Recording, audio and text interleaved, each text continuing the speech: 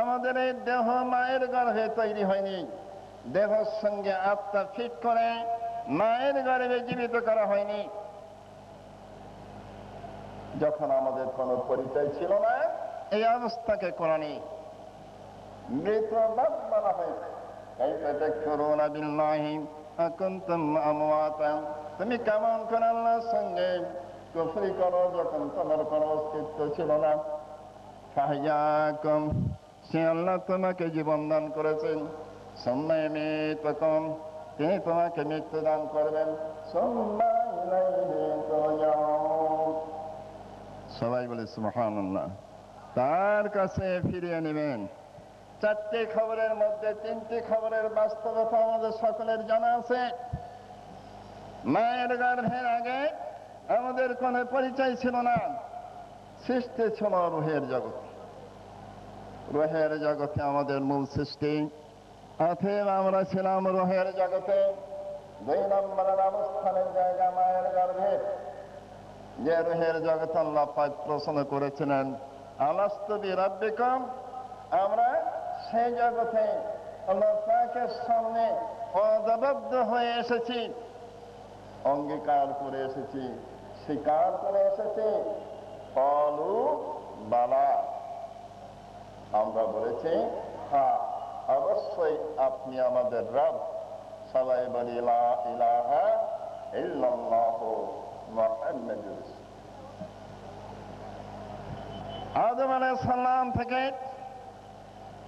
মুহাম্মদ রাসূলুল্লাহ সাল্লাল্লাহু আলাইহি ওয়াসাল্লাম পর্যন্ত যত আম্বিয়া কিরাম দুনিয়াতে এসেছেন, এই দাওয়াত তাদের শাসা কওমের কাছে গিয়েছেন। এই জন্যে ইসলামের মূল কথা একত্ববাদের ঘোষণা, লা ইলাহা ইল্লাল্লাহ। যে যুগে যিনি নবী ছিলেন, দ্বিতীয় অংশ সেই নবীর নামের সঙ্গে সংযুক্ত। বলবেন কেমন? যেমন আদম আলাইহিস সালাম, তার করা ছিল লা ইলাহা ইল্লাল্লাহ, আদম সফিউল্লাহ। লা ইলাহা ইল্লাল্লাহ, নূহ নবিয়ুল্লাহ। লা ইলাহা ইল্লাল্লাহ, ইব্রাহিম খলিলুল্লাহ। এভাবে শেষ আমাদের কালেমা, লা ইলাহা ইল্লাল্লাহ মুহাম্মাদুর রাসূলুল্লাহ। দুনিয়া হলো পরীক্ষার জায়গা। আল্লাহ পাকের সেই ওয়াদাটা কোন বান্দা এখানে ঠিক ঠিক মতো পালন করে আর কে করে না। এই জন্য এটা হলো কর্মক্ষেত্র। দুনিয়া হলো কর্মক্ষেত্র, আখিরাত হলো এই কাজের বিনিময়ে পাওয়ার ক্ষেত্র। এই জন্য দুনিয়াতে সব মানুষ কর্মব্যস্ত, আমরাও ব্যস্ত। আর এই ব্যস্ততার ফল একটা মানে দুনিয়ার থেকে বিদায়ের সঙ্গে সঙ্গে পাওয়া শুরু করে। এই কলব, এটা হলো স্বচ্ছ আয়নার মতো পরিষ্কার। আপনারা তাজকিরাতুল আউলিয়া বই অনেকে পড়েছেন, আমি আবার পড়ার জন্য অনুরোধ করছি। মাদার জাত অলি যারা, সৃষ্টিগত ভাবে যারা অলি, তাদের অনেকের জীবনে তাদের বক্তব্য রয়েছে রুহের জগতে, আলেমে আরওয়াহে আল্লাহ যে প্রশ্ন করেছিলেন আলাস্তু বিরাব্বিকুম। রুহের কান আছে, রুহের কানে আল্লাহ পাকের এই কথা শুনে রুহের মুখে জবাব দিয়ে এসেছি আমরা। ক্বালু বালা, এর সঙ্গে আমি যোগ করতে চাই, রুহের মধ্যে দর্শন শক্তি আছে। আল্লাহ পাককে রুহানি চোখে দেখা যায়, এ চোখে না, আমাকে ভুল বুঝবেন না। দেহের সঙ্গে যে চোখ আছে, এ চোখে দেখা যায় না। এই জন্য আল্লাহ পাকের ওলি আছেন, ছিলেন, কিয়ামতের আগ পর্যন্ত থাকবে। ইলহাম প্রাপ্ত আল্লাহর প্রিয় বান্দারা, যাদের সঙ্গে আল্লাহ পাকের কথা হয়, আল্লাহর সঙ্গে তারা কথা বলে, কাসব বলা হয়, ইলহাম বলা হয়। অতএব এই রুহানিয়তকে স্বীকার করতেই হবে। যদি না করা হয়, নিজেকে অস্বীকার করা হবে। রুহকে বাদ দিয়ে দেহ দিয়ে কোনো ইবাদত আল্লাহ পাক কবুল করবেন না। ইন্নাল্লাহা লা ইয়ানজুরু ইলা সুওয়ারিকুম ওয়া আমওয়ালিকুম বাল ইলা কুলুবিকুম ওয়া আমালিকুম। আল্লাহ পাক তোমাদের চেহারা কেমন দেখতে চান না, কার কাছে টাকা আছে এটাও তার কাছে মূল্যহীন, বরং তোমরা কতটুকু মহব্বত নিয়ে আল্লাহ পাককে ডাকছ, খুশুর সঙ্গে আল্লাহ পাককে স্মরণ করছ, এটাই তিনি দেখতে চান।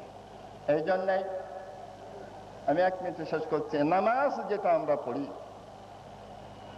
এই নামাজ ইহসানের পর্যায়ে যদি হয় তাহলে নামাজ হবে আনতা আবুদাল্লাহ কান্নাকা তারাহু ফাইন লাম তাকুন তারাহু ফাইন্নাহু ইয়ারাক। হাদিসকে হাদিসে জিবরিল বলা হয়, ঈমান কি জিনিস, ইসলাম কি জিনিস, ইহসান কি জিনিস, কবে কিয়ামত হবে, এই হাদিসে 4টি প্রশ্ন আছে।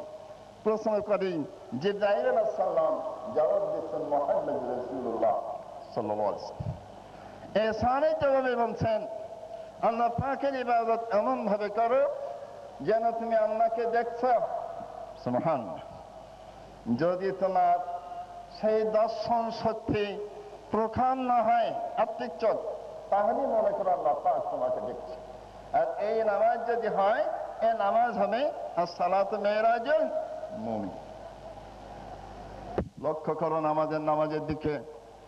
তাকবীর তাহরিমা বেঁধে দাঁড়ালেই সূরা কেরাত মুখে পড়া হয়, মন দুনিয়ার দিকে ঘুরঘুর করতে থাকে। আল্লাহ পাক অন্তরের কথা জানেন না, যে অন্তর আল্লাহ পাকের স্মরণ ছাড়া দুনিয়ার স্মরণ থাকে, দেহটা আল্লাহমুখী থাকে, এই নামাজকে আল্লাহ কবুল করবেন না। আসররু কাওলাকুম আও বিজারু বিহি ইন্নাহু আলিমুম বিজাতিস সুদূর। সুবহানাল্লাহ। অতএব এই নামাজকে আল্লাহ পাকের দরবারে পৌঁছানো হয় না, আত-তাহিয়াতু লিল্লাহি ওয়াস সালাওয়াতু আত-তাইয়্যিবাত, নামাজকে আল্লাহ পাকের দরবারে নূরানি সূরাতে পৌঁছে দেওয়া হয়, যে নামাজ আখিরাতে as-সালাতু মিফতাহুল জান্নাহ হবে। কিন্তু নামাজের মধ্যে হুজুরে কাউল যদি না থাকে, মন এবং দেহ এক করে যদি নামাজ না পড়া হয়, তাহলে এই নামাজ আল্লাহ কবুল করেন না। হাদিসের শেষ অংশে আছে, ছুঁড়ে মারো ওই নামাজের মুখে ছেঁড়া কাপড়ের মতো, যে তার চেহারা ফিরিয়ে রাখলো আমার দিকে আর মনটাকে দুনিয়ার সঙ্গে সম্পর্কিত রাখলো। অতএব তাসকিয়ায়ে বাতিন বলা হয়, কাদ আফলাহা মান যাক্কাহা ওয়া কাদ খাবা মান দাসসাহা। ওই ব্যক্তি সফল কাম হলো যে তার নফসকে পরিশুদ্ধ করল, আর সে ব্যর্থ হলো যে তাকে কলুষিত করল। গুনাহের কারণে অন্তরে কালিমা পড়ে, আর এই অন্তরকে পরিশুদ্ধ করার জন্য সিকালাতুল কুলুবে যিকরুল্লাহ বলা হয়েছে, আল্লাহর জিকির। অতএব প্রসাফের রাস্তা, তাসকিয়ার রাস্তা যারা শিখান তারাই হলেন আল্লাহর ওলি। নবী রাসূলুল্লাহ ছিলেন তাদের যুগে এই দায়িত্ব পালনকারী মহৎ ব্যক্তিগণ। এখনো যারা এই দায়িত্ব পালন করছেন, দেহ আত্মা এক করে আল্লাহ পাককে ডাকার পদ্ধতি শেখাচ্ছেন, তারাই হলেন মকবুল মাহবুব বান্দা আল্লাহ পাকের কাছে। আল্লাহ পাক আমাদেরকে সঠিক জ্ঞান দান করুন বোঝার জন্য। দেহ কিন্তু আসল নয়, আত্মাই আসল। দেহের খোরাক আলাদা, আত্মার খোরাক আলাদা।